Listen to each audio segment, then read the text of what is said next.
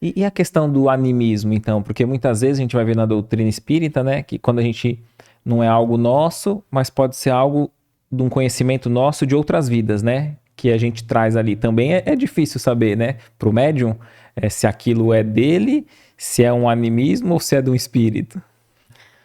Às vezes é difícil, mas sempre vai ter o animismo no fenômeno mediúnico. Sempre vai. Porque o espírito vai se utilizar do conhecimento do médium, daquilo que ele tem, desta vida e de outras vidas. Quando nós vemos médiuns, vamos supor, falando de coisas que estão muito acima do conhecimento dele, obviamente o espírito está utilizando daquilo que ele tem armazenado nele de vidas passadas. Nós temos um exemplo muito claro disso, que é o nosso querido Chico, né?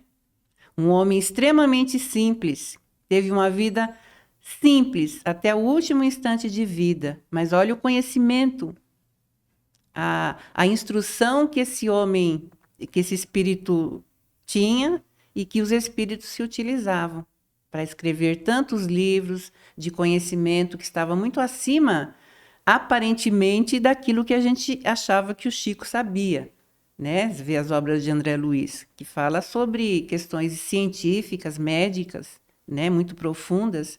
Então, no fenômeno mediúnico, sempre vai haver o animismo. Isso é um fato. Sempre vai ter a participação do médium, né? Mas isso não pode ser confundido com a mistificação, né? O médium muitas vezes está inventando alguma coisa ou até mesmo ser sujeito de mistificação do espírito. Aí já é uma outra questão. Mas você acredita que todo tipo de manifestação, de mensagem, tem que ter um conhecimento vamos supor assim, um material para a espiritualidade trabalhar? Ou eles podem escrever algo, vamos dizer, na psicografia, algo mecânico? Então, vamos supor que o Chico ou qualquer outro médium recebeu uma mensagem em inglês Hum. e não teve conhecimento nessa encarnação do inglês, né? Ele necessariamente tem que ter dominado o idioma em outra existência ou não? Às vezes o médium pode escrever de forma mecânica.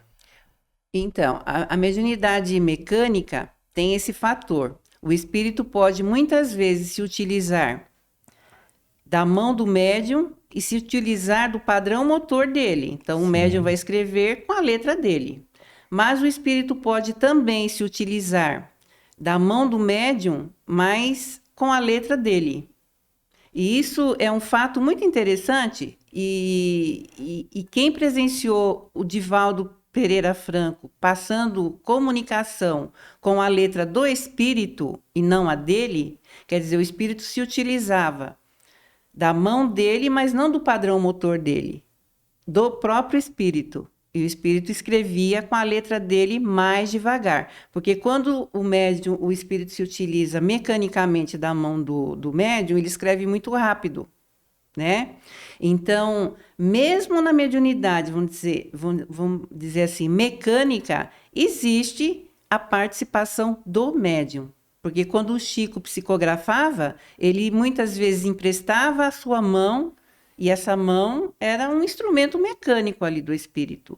A, a mente do médium não participava do conteúdo da mensagem, mas com certeza o Chico estava ali do lado, porque era um espírito de uma elevada moralidade que muitas vezes até auxiliava o próprio espírito a passar aquela mensagem. Então, veja, até na mecânica existe a participação do médium, dessa parte anímica do médium. O que você achou desse corte? Coloca aqui nos comentários a sua opinião sobre esse tema. Para ver o episódio completo, é só pesquisar Recomeçar Podcast Espírita. E caso tenha ficado alguma dúvida sobre a doutrina espírita, é perfeitamente normal. Procure ler as obras de Allan Kardec.